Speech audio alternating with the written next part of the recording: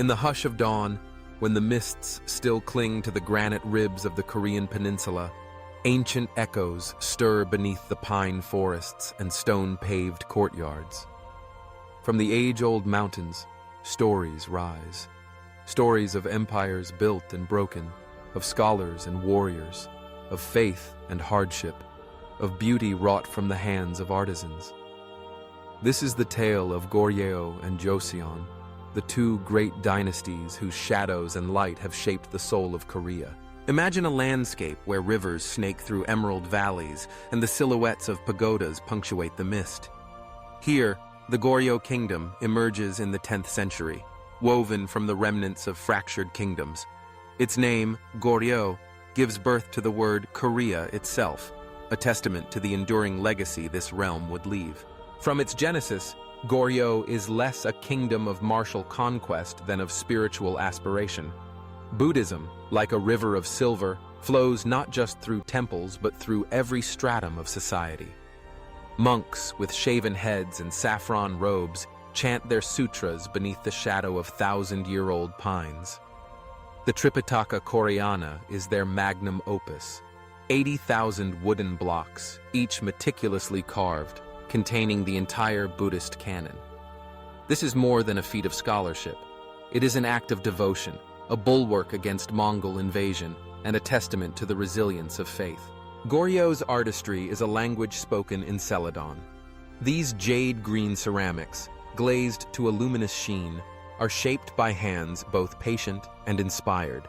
In their curves and etched patterns, cranes in flight, lotus blooms and mystical clouds, there lies a silent dialogue between earth and heaven. When the morning sun slants through the window of a noble's hanok and the Celadon catches its first ray, time seems to pause, reverent, but beauty exists alongside hardship. The Mongol horde, like a storm of iron, descends upon Goryeo in the 13th century. Cities burn, temples are razed, and the royal court flees to the island of Ganghwa, seeking sanctuary. Yet, even in exile, the spirit of Goryeo does not break. The Tripitaka Koreana is preserved, hidden deep in mountain temples, and the Celadon kilns continue to glow, their fires undimmed by war. At the heart of Goryeo's capital, Goryeo, courtiers in shimmering robes debate under lantern light. Scholars bend over scrolls, and peasants, their backs bent double, sow rice in watery fields. The kingdom is a tapestry of contrasts, opulence and poverty, devotion and doubt, peace and violence. Its legacy, however, is unbroken, a foundation of faith, artistry, and resilience. From the ashes of Goryeo rises a new vision. In the late 14th century, the winds shift, and a general named Yi Seong-ge turns his army against his king. The Joseon dynasty is born, not with the clang of swords, but with the careful calculation of a strategist, the wisdom of a scholar, and the ambition of a nation yearning for renewal. Joseon is a realm governed not by the invisible hand of the Buddha, but by the measured logic of Confucius.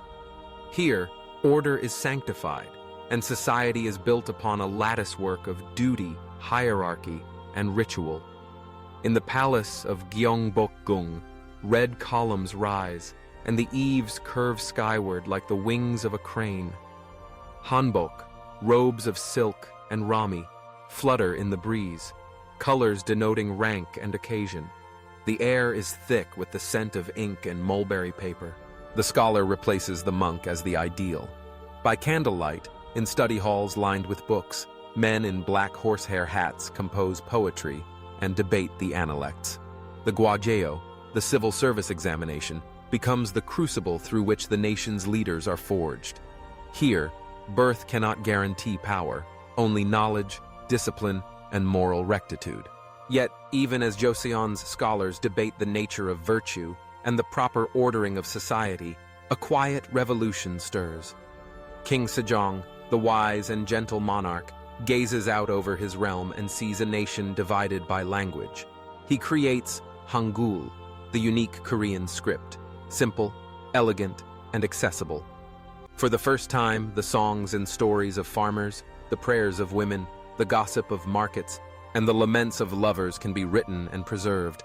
It is a flowering of the mind, a democratization of knowledge, an act of compassion and vision.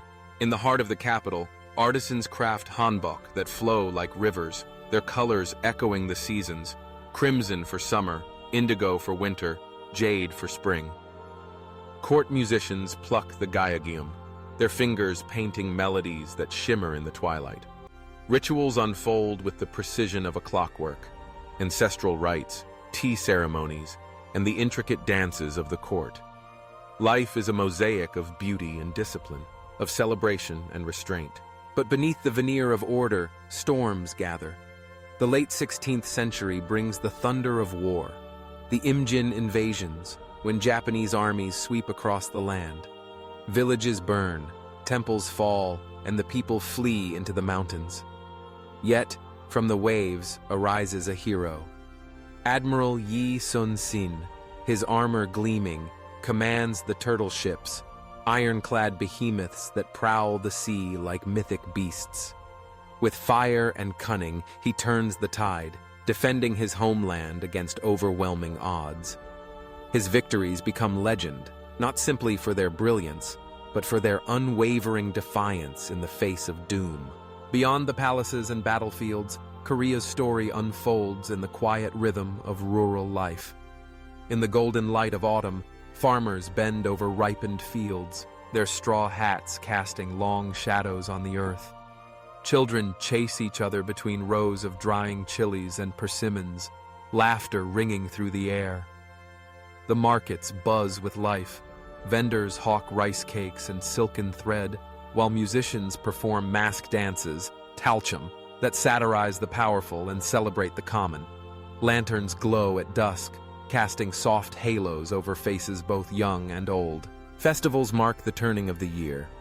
On Chuseok, families gather to honor their ancestors with offerings of fruit and song. The air is fragrant with incense and pine needles, and the Hanok courtyards resound with the pounding of rice for TOK. These rituals are not empty gestures. They are threads that bind generations, weaving the living and the dead into a single, unbroken tapestry. In mountain temples, monks ring the great bronze bells at dawn, their tones echoing through valleys shrouded in mist. In the village, elders gather beneath the old Zelkova tree, sharing stories and wisdom. Life is harsh at times. Famine and disease are frequent visitors, and the burdens of tax and conscription weigh heavily. But through it all, the people endure, finding solace in faith, community, and the beauty of the everyday. As centuries pass, the winds of change begin to blow colder. The rigid Confucian order, once the pillar of stability, becomes a cage for innovation and dissent. The court grows insular, wary of foreign ideas and restless peasants. The countryside is scarred by banditry, crop failures, and uprisings, the most famous being the Donghak peasant revolution, where the oppressed rise with bamboo spears and shouts for justice. On the northern frontiers, the Manchu threaten, demanding tribute and submission. Joseon bows, but pride festers. Meanwhile, the world beyond knocks at Korea's gates. Western missionaries, Japanese merchants, and Qing envoys bring news of railroads, steamships, and new ways of thought. The old order trembles on its foundation. Within the palaces, intrigue thickens. Ministers whisper behind painted screens. The king grows wary. Reformers and reactionaries clash. In the shadowed corridors of power, the fate of the nation hangs in the balance. Some dream of modernization, a Korea reborn with schools, hospitals, and industry. Others cling to the past, fearing the loss of identity, the dilution of tradition. In the final years, the Joseon court is a world of contradictions, silk and sorrow, ceremony and chaos. The hanbok still flows like water through palace halls, but the air is heavy with uncertainty. The banners of foreign powers whip in the wind above Seoul's gates. The last kings, caught between worlds, preside over a kingdom that is both ancient and trembling on the brink of the modern. Though Goryeo and Joseon have vanished into history, their shadows linger, woven into the fabric of modern Korea. The celadon of Goryeo, with its moonlit glaze, is displayed in glass cases, but its spirit lives in the hands of contemporary potters. The Tripitaka Koreana remains safe in Heinsa Temple, a monument to faith and endurance. The hanbok, once the mark of rank and occasion, is now worn in celebration, its colors bright against the glass and steel of the city. Hangul, the gift of King Sejong, is spoken and written by millions, a bridge between past and present. The Confucian ideals of respect, duty, and harmony continue to shape families and society. The Buddhist temples, perched on wind-swept mountain ridges, offer sanctuary and wisdom in a world rushing ever forward. Festivals, mask dances, and folk songs are revived each year, their melodies and movements carrying the weight of centuries. In the markets, amid neon lights, echoes of the old rhythms persist, bargaining, laughter, the sizzle of street food. Even the memory of war and loss lives on, not as a wound, but as a lesson, a reminder of resilience, hope, and the will to endure. In the hearts of the Korean people, the story of Goryeo and Joseon is more than a chronicle of kings and wars. It is a living inheritance, a mirror in which to see themselves. Whether gazing at a celadon vase, tracing the brushstrokes of calligraphy, or bowing in reverence at a family altar, the past and present meet, and the spirit of the old kingdoms breathes anew. Under the moonlit eaves of a hanok, with the scent of pine and ink in the air, one can almost hear the voices of those who came before, scholars, monks, warriors, and farmers, whispering their hopes and fears into the night. The kingdoms may have fallen, but their legacy endures, a lantern glowing in the twilight, lighting the path from ancient times to the world of today. Thus, the story of Korea is not simply a tale of rise and fall, but of transformation, of how a people, through faith, art, and the relentless search for meaning, have carved their place in history. The kingdoms of Goryeo and Joseon are gone, but in every stone, every song, every written word, their echoes remain, calling us to remember, to reflect, and to dream.